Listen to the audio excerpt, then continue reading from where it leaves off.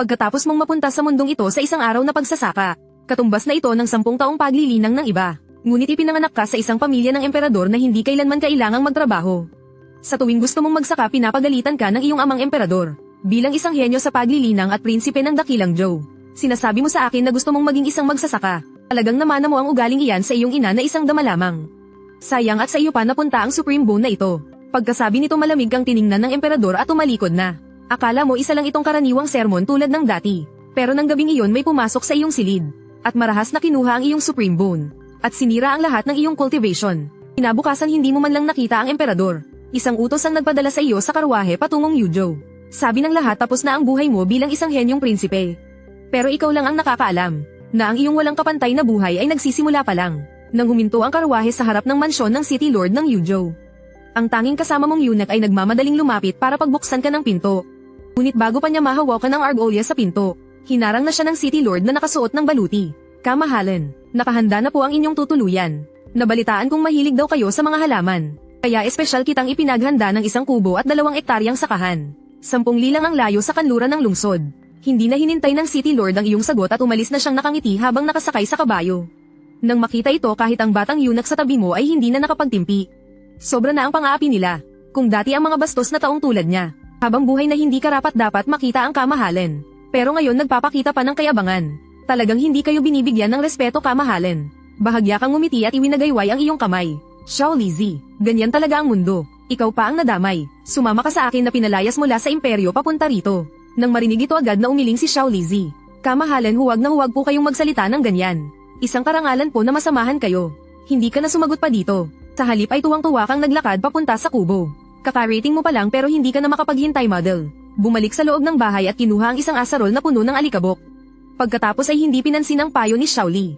At nagpumilit na pumunta sa bukid para bangkailan ang lupa. Sa sandaling bumaon ang asarol sa lupa, isang malakas na enerhiya ang umakyat sa iyong katawan. Ang martial arts sa mundong ito ay nahahati sa 9 na antas. Ang ika-9 na antas ang panimula, ang unang antas ang pinakamalakas. At sa itaas ng unang antas ay ang Grandmaster at Great Grandmaster. Sa itaas ng Great Grandmaster ay ang maalamat na innate realm ng mga cultivator. Mabilis kang nakalagpas sa ika-9 na antas mula sa pagiging isang ordinaryong tao na walang cultivation. Kasabay nito ang iyong pangangatawan ay naging isang pambihirang chaos divine body. Para hindi mapansin ng iba. Sa nakalipas na kalahating taon bukod sa pagtulog ay nagsasaka ka lang araw-araw. Kasabay ng pagbabago sa sitwasyon ng digmaan sa hangganan. Ang iba't ibang paksayon sa korte ay nag-aaway at nagpaplano laban sa isa't isa. Ikaw lang na nakatira sa maliit na bakuran na ito ang may pambihirang payapang buhay. Bagamat medyo mahirap ang material na kalagayan, ngunit ang iyong espesyal na kakayahan ay lubos na nalinang. Ang pagbungkal ng lupa gamit ang asarol ay may pagkakataong maglabas ng iba't ibang spiritual na gamot. Bawat butong itinatanim ay maaaring magbigay ng iba't ibang magic treasures. Ngayon ay panahon na rin ng anihan. Nang anihin mo ang lahat ng pananim at tinipon sa bakuran, ang malakas na spiritual power ay nagdulot ng malaking pagbabago sa iyong katawan. Ang Grandmaster Realm na inaabot ng 100 taon para sa isang ordinaryong martial artist ay nalampasan mo sa isang iglap lang.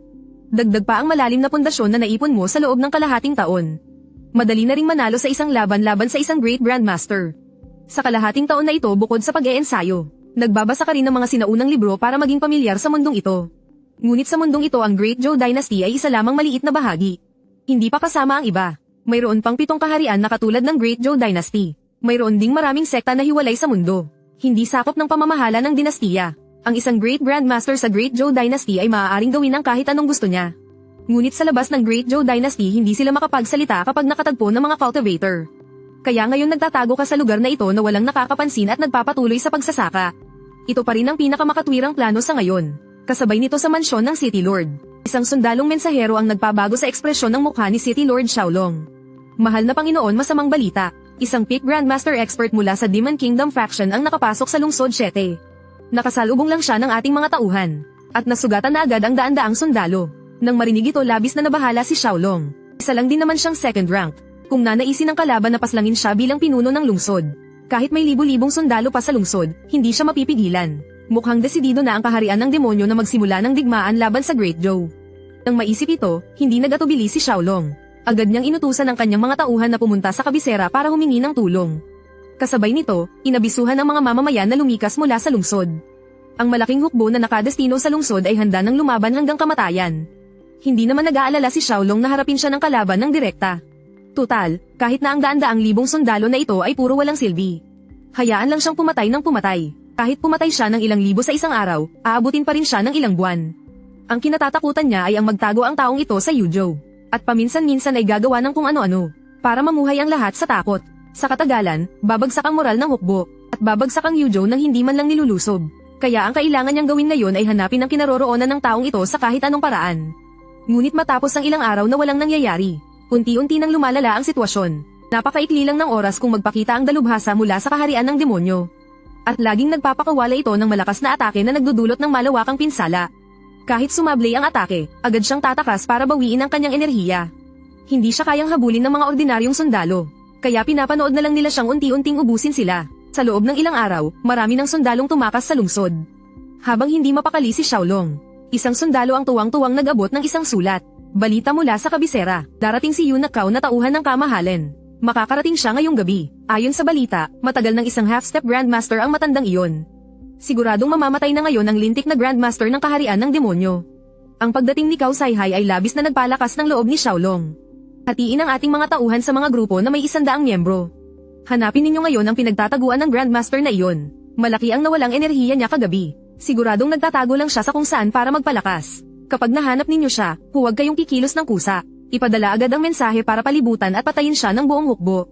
Samantala, sa isang kubo sa timog ng lungsod, dito nagtatago ang dalubhasang mula sa kaharian ng demonyo. Kahit isang grandmaster ay mahihirapang labanan ang daan-daang libong sundalo. Mababanaag ang pagod sa kanyang mga mata. Buti na lang nakapagdala ako ng ilang Pyldores. Hintayin ang bukas para patayin si Xiaolong at tapusin ang misyon. Sa pag-iisip nito ipinikit niya ang kanyang mga mata at sinimulang bawiin ang kanyang espiritual na lakas. Subalit sa sumunod na segundo isang boses ang umalingaw-ngaw sa kanyang tainga. Sino ka? Nang marinig ito si Libing ay agad na pinagpawisan ng malamig. Maging ang kanyang espiritual na enerhiya ay nagkamali ng daluyan. Hindi niya inasahan na sa kanyang antas ng pagiging grandmaster ay hindi niya mapapansin na may papalapit. Hanggang sa nakita kanyang lumabas mula sa kubo. Nakasuot ng magaspang na damit at nakatira pa sa ganitong sira-sirang lugar. Dahil dito ay nagpabeya siya. Iwinasiwas ni Libing ang kanyang kamay para patayin ka. Ngunit hindi niya kailanman inasahan na ikaw na isang magsasaka ay nagawang harangin ng atake nang hindi man lang gumagalaw.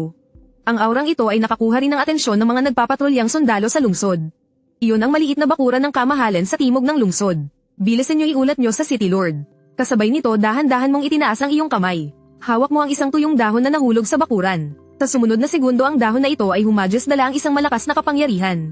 Si Libing ay natigilan muna. Pagkatapos ay nakaramdam siya ng matinding sakit sa kanyang dibdib. Nang yumuko siya para tingnan, siya pala ay tinusok sa kanyang dantian ng isang tuyong dahon. Isang henerasyon ng grandmaster ang bumagsak. Hanggang sa huling sandali bago siya mamatay hindi niya alam kung paano siya namatay. Hindi nagtagal dumating si City Lord Xiaolong kasama ang mga sundalo sa bakuran. Nakita ang bangkay na nakahandusay sa lupa. Agad niyang naramdaman na nanindig ang kanyang balahibo. Hindi niya inasahan na ang malakas na eksperto mula sa Demon Kingdom na kinatatakutan ng daan-daang libong sundalo ay namatay. At ang sandata ay isang ordinaryong tuyong dahon lang pala. Kailan pa nagkaroon ng ganito kitakat na nilalang sa lungsod ng Yujo?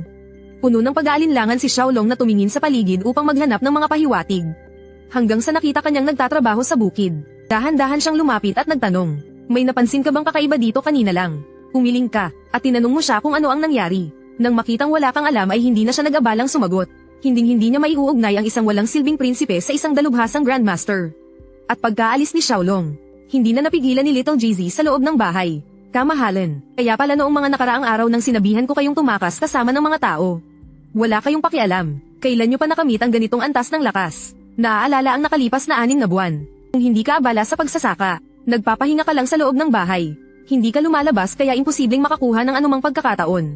Napangiti ka, sa isang kumpas ng iyong kamay, ipinasok mo ang isang tableta sa bibig ni Xiaoli.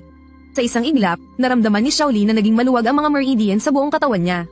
Bigla siyang naitaas mula sa pagiging ordinaryong tao tungo sa pagiging isang martial artist. Itong si Xiaoli ay sumunod sa iyo rito sa loob ng 6 na buwan.